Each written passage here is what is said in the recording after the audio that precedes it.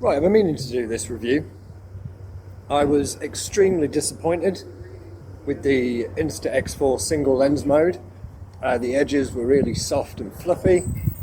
So what I've done is I've created this rig, which you will see on screen now, and I'm directly comparing the Qoocam 3 Ultra to the Insta X4 in real time. They're going to be seeing pretty much the same thing.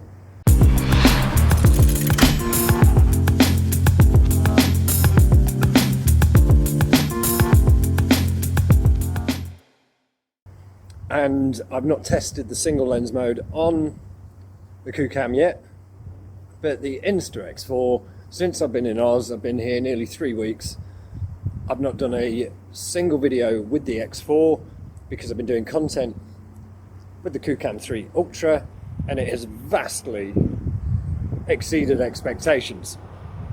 It's going to be a bit windy, so I'm going to come back in here and I'm going to look at it in post, and then we're going to come back to see which one is a good single lens camera. Now, why bother with a single lens camera if you bought a 360 camera? Well, there's a very good reason. Sometimes you just want to shoot flat. And I had to use my phone with the X4 because the single lens, there's a video. It will be up there somewhere. It'll be in the description if you want to see the actual tests. But this is a direct side-by-side comparison of the two cameras in single lens mode. So what I'm going to do now is I'm going to just flip the camera around so you're not looking at me the whole time. So there we have it. The Qoocam's not quite straight. There we go. We're going to do a side-by-side now, put them side by side and see what the edges are like on these two cameras. Is it soft? Is it fluffy? We're not going to be looking at light and that being blown out. Everything's on auto. Let's have a little walk with it. Right, it's time to get back in the studio and see how these two compare as a single lens camera. Obviously you can flick between front and back. It's not a problem, we're just using one. The Candow should win. It's got a bigger sensor, it's got better color profiles, but it's those edges. Is it soft? Is it bad? Let's find out. Conclusion time. So I'm now filming on the Insta X4 for two reasons, one good and one bad. Very bad. So the good for the X4 is it outputs an MP4 that I can just use. I don't need to run it through the Qoocam software, whereas with the 3 Ultra I had to put it through the software and export it, and most importantly I had to add horizon lock. Let me turn around, there's noise down there. Horizon lock in post-production on the Qoocam because it was jumping around everywhere. The X4 that you're seeing now, and you will for this whole conclusion, so I can get rid of that little reminder, is it does it all. So basically it exports, it adds the stabilization, it is ready to go as an MP4. You don't have to spend 5-10 minutes exporting your flat single lens footage. Let me get out the wind. When I was doing a wind noise test earlier today, there was no wind. Now there is, so I'm just going to go and stand around the corner. So the X4 does it all for you pretty much straight out the gate.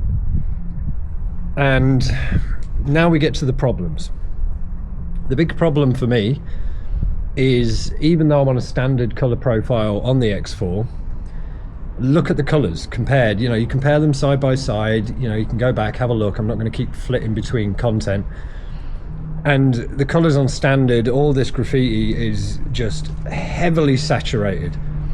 Yes, you can shoot it in flat, but then you've got to do a lot of work in post, and the artifacts, all of these lines between the bricks and, you know, these sort of straight edges are all really jagged, even with sharpness all the way down. It's over sharpening. It's Insta's problem since the 1R days, and the X1, 2, 3, all of them.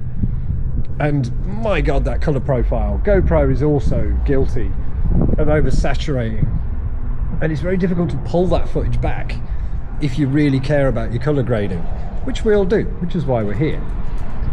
The Qoocam, I set everything flat, not flat, I just set everything default. So it was basically a fair test. And you may look at the footage and go, well, you know, there's not really the colors there. It's, you know, it's almost like it's come out as a flat vlog sort of profile, but it hasn't. And the beauty of that is it's usable footage and just needs a teeny tiny little touch up in post if you want to. And it's a lot easier to bring those colors out because it is shooting in 10-bit.